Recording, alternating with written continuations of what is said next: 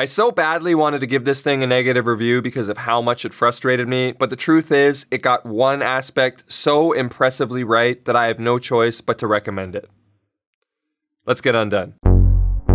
Gerald Undone. He's crazy. What is happening, everybody? I'm Gerald Undone, and today we're taking a look at DJI's new Osmo Pocket. Now, this is the retail version of the Osmo Pocket that the team over at Camera Canada was kind enough to lend me for this review. Camera Canada is well equipped for all your DJI needs, so if you're in the market for a drone, gimbal, or whatever this crazy little thing is, make sure you check out their links in the description below. Now, I mentioned that this model is a retail version because that's going to play into one of the many annoyances I suffered with this product. And in the spirit of building suspense, we're going to cover all of those annoyances first before I unveil what made me do a complete 180 with my review. So my first complaint is that this retail version doesn't do everything that the early review copies did that were being sent out to YouTubers by DJI. I updated the firmware as soon as I got it, and it's running the latest version as of making this video, and it still doesn't have raw capture or the story mode features that I saw in those earlier YouTube reviews. And some of the color profiles are missing as well, like log and Cinelike. I personally think that this is a pretty slippery move to generate hype for features that won't be available in the product upon release. It creates a sense of disappointment when you first start using a new creative device that you paid your hard-earned money for, and the first reaction that you should have should be excitement, not disappointment. Now, DJI assures that these features will come in future updates, but I take major points off for this move. And speaking of disappointment, when you first just want to start using the device, just trying to get this thing working is a big hassle. You have to activate the device before you can use it, and doing so will require either a phone with a lightning port or a USB-C type connection, or you can get this optional wireless dock. Unfortunately, all of our regular phones and tablets use a micro USB type B connector, so I wasn't actually able to activate it using my regular devices. I had to dust off the old iPhone 5S just to get the Osmo working. And considering Samsung's market share in the mobile device world, this seems like a strange move to me to completely cut off that entire segment. Anyway, so I download this annoying Mimo app, which in all honesty actually works quite well, even on older devices like the iPhone 5S,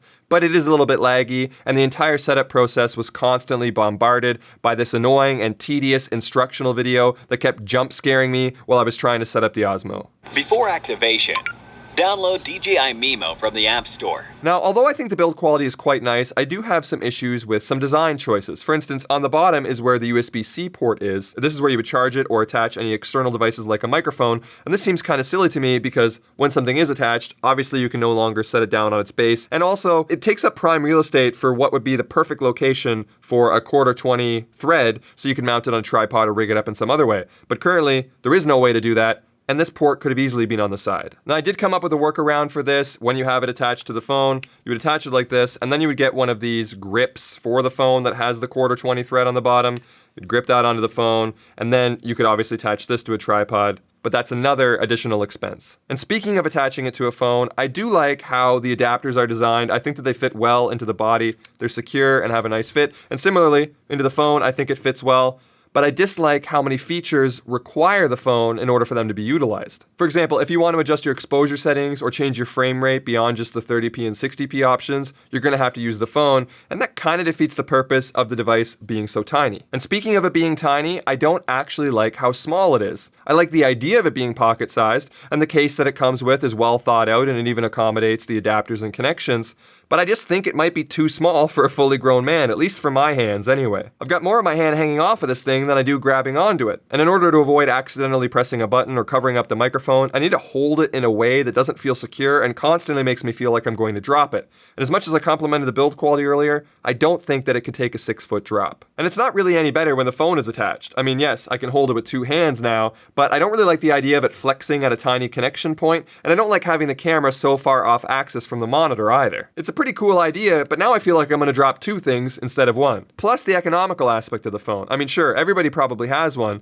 but if you factor it in, and you probably should because it requires one to activate and to use the majority of the features, it becomes a pretty expensive proposition based on today's ridiculous phone prices. The price of the Osmo itself, however, isn't too bad at $350 US or $470 Canadian, but after the missing features, some strange dependencies, and some short-sighted design choices, it was beginning to feel like a bit of a ripoff. That is until I transferred the footage to my computer and had a look at it, and that's when my opinions on this little device started to change. The image quality produced by this device is nothing short of outstanding. I've seen some other reviews online that compared it to the GoPro, their point and shoot, or even their phone, and they were talking about the image quality as if it was a bit of a tough call. It's not a close call at all. The DJI Osmo Pocket produces the best video quality that you can get compared to anything even close to its size. And the video features stomp all over the other pocket-sized competition. You get zebras, a histogram, custom white balance, anti-flicker support, a rule of thirds grid. Hell, there's $3,000 video-centric cameras that we reviewed on this channel that don't have all of those features. Now obviously the features like the histogram and the zebras are going to require you to have the phone connected, which again, I dislike. I wish that the screen on the device was a little bit bigger and the correct aspect ratio, and thus again, the device a little bit bigger to match. I don't mean double its size, but just increase it 20 to 30% in a few places, so that way it can still retain its pocket appeal. But a smart choice that they did make regarding the Pro mode is that the settings don't drop just because you unplug the phone. So you can use the phone to dial in all the settings that you want in Pro mode, and then when you unplug the phone, you can still use those settings on the device without having to have the phone attached anymore.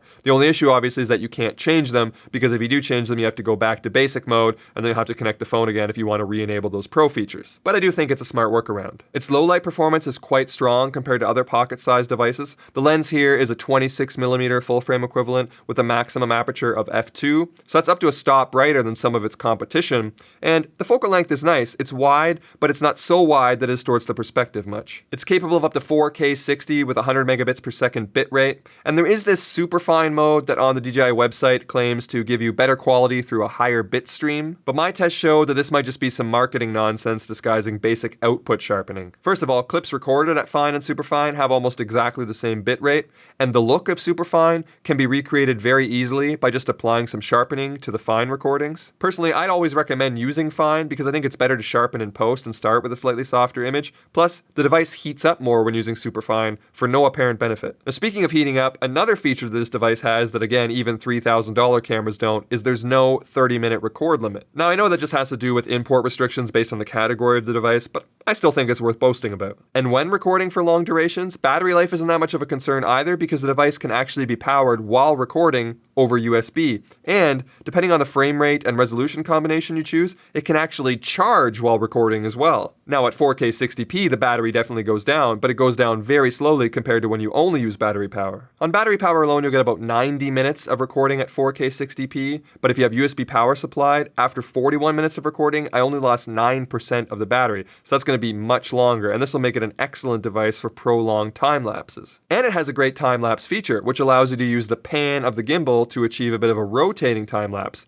Again though, there is some semi-false advertising going on with that. A lot of the videos and photos demonstrating the time lapse showed the device balances on its base when it does it, and it's true, it will balance on the base, but it doesn't take a lot to knock it over. And if you're doing a time lapse outside, even a gentle wind gust can knock this thing back. And if you do plan on using a prolonged time lapse by using the USB power, again, there's no way for it to balance on its base then because the cable's coming out the bottom. And like I alluded to earlier, the case is cleverly designed as well so that it can accommodate all the different adapters, and you can charge it while it's in the case, you can remove the SD card, and the little Lightning or USB-C port adapter comes out of the case too. It's a really well-designed case, it's compact, it's pretty protective. I think the case is a big pro. And speaking of that memory card, it's MicroSD up to a maximum of 256 gigabytes, either FAT32 or exFAT, but unfortunately, even when you're on exFAT, it still breaks up the files into 4 gigabyte chunks. Come on, it's 2018 already, can we stop breaking up the files please? It's annoying. Now when you're doing extended recordings, it does get quite warm. Not enough to burn you, but I would say after about an hour of recording, it does start to border on uncomfortable. I didn't test it long enough to see if it would fail from overheating, but the website says there's an operating time of 140 minutes, so that should give you a reasonable amount of time to get whatever recording done that you need. It also has a pre-rendered 1080p slow motion mode and 2 photo modes. The first one just a basic photo mode, which is fine, but I mean, nothing to really write home about, but I don't think that that's the main feature of this device. And then the other photo mode is a panorama mode, which is kind of cool. It utilizes the gimbal to assemble an ultra-wide photo. Now when it comes to that gimbal, I have mixed feelings. It's great that it exists and it performs quite well with a lot of options to customize its movement. There's intuitive controls, double tap to recenter it, triple tap to have it turn around and face you, and it's quite responsive. But, and this is a huge but, the device is too small and light for this gimbal to produce that steady of results. It's so light that even the minor tremors of your hand will seem like giant earthquakes that the gimbal has to combat. In order for shots to be truly steady, the device has to be heavy enough to give your muscles something to respond to and tighten up. It's very hard to do that with this device, so the shots are reasonably steady,